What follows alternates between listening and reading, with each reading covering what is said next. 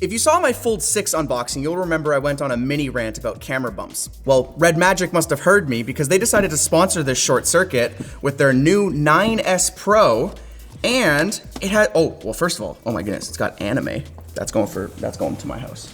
Oh, look at that. Look at that flat back. No camera bump at all. This is a gaming focused phone, which makes sense because I guess if you're holding it sideways, you don't really want your finger to kind of bump into that camera bump. But let's look at what else is in the box. We have our Type-C to Type-C, 3.5 feet long, and oh yeah, a wall wart. All right, well, they're doing everything right. They give me this and no camera bump. I'm already on their side. It looks like we got some more accessories in here. Let's open this up. Oh, a comic book?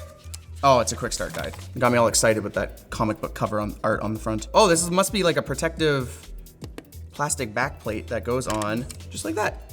Okay, well, oh my goodness, you might want to give it a wipe down because I've held it for about 4 seconds and it is just covered in fingerprints. Oh well, give it a good wipe. Exploring the side here, we actually have this opening, which is for the fan that is on the back. That is not a camera bump because it actually takes air coming through this side and exhausts it out the front here. That way you can, get good gaming performance because it'll keep your phone nice and cool. Then you have your volume button, your power button, and on the other side, there's that exhaust for that fan. And on the top, we have a 3.5 millimeter audio jack, which I shouldn't have to praise in 2024, which is awesome. And then our SIM tray at the bottom there. And then being a gaming phone, when you're holding it on its side like this, these two little buttons over here are capacitive kind of like triggers when you're holding it like a controller, which pretty cool, honestly. Maybe if you can like Mario Kart drifting, I don't know. Whoa, REDMAGIC. Yo, it's Mora. Oh, let's go. Sorry, I'm already in love. I mean, I have a wife, I can't be in love to a phone.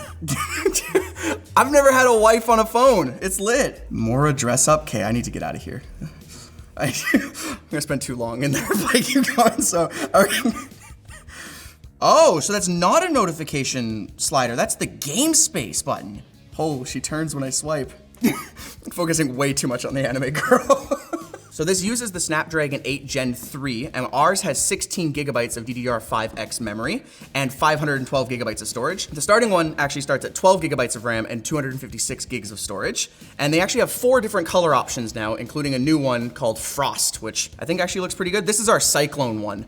But I think overall, I actually kind of just like the style of the phone. Got a little bit of creative with it, didn't just make it like a flat black surface or something like that. It's a 6.8-inch AMOLED screen at 120 hertz, and they're claiming 1600 nits of peak brightness.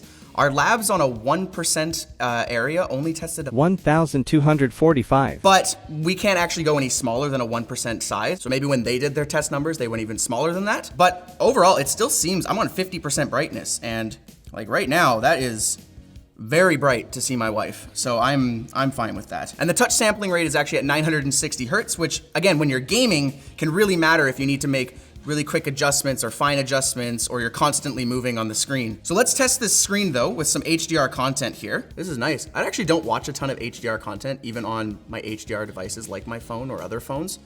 But honestly, this looks really, really pretty, and I would be happy to watch any piece of content on this. And one of their things that they, like to boast about, because it's a gaming phone, is it's like a full screen. There's no notches for a front camera at all from what I can tell. Is there even a front camera on this? I don't know if there is. It's an under screen. Oh, it's like right at the top. Wow, I really can't even see it. But that is genuinely one of the best looking kind of under screen cameras I've seen. It's a 16 megapixel, and the 2 rear cameras here are 50 megapixel, all Samsung sensors. And they look pretty good, even when we take, a good looking video of Sharad here. The zoom, very smooth. It goes all the way up to 10x zoom, which I think is more than enough. A lot of phones boast like 50x or 100x, but I don't know, what are you zooming in that much that you need to use your phone? You can't walk over and go take a look at, Just turning it up, sorry, I'm completely off topic. The vibration on this is amazing. For even just like turning up the volume. That's probably has to do with like the gaming, and you'll be able to feel the rumbles. We'll get to that when we actually game in a bit. I think I hear crackling, but if we turn it down like 1 notch,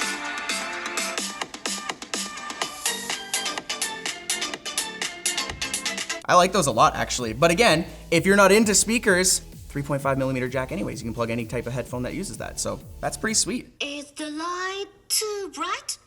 What the? You scared me, Captain.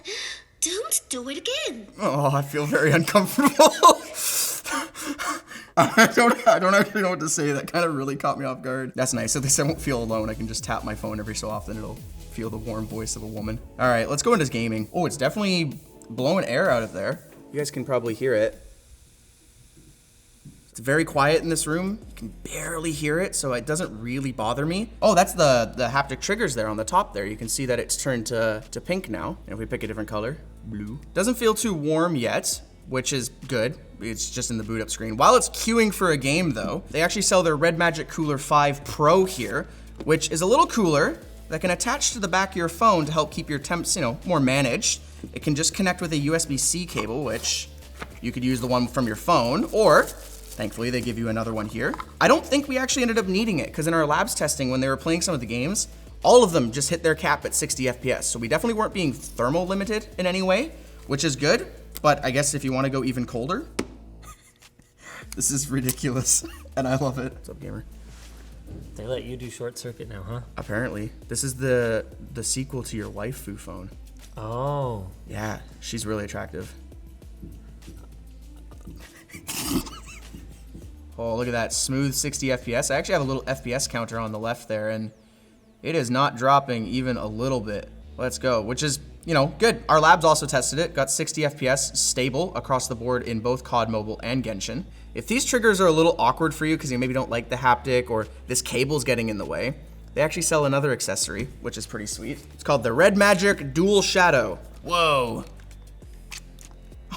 That's awesome, it just clicks together like that. The only feedback I would give is I think the last generation of this controller had a bar that ran across the back, which would obviously conflict with their current cooler.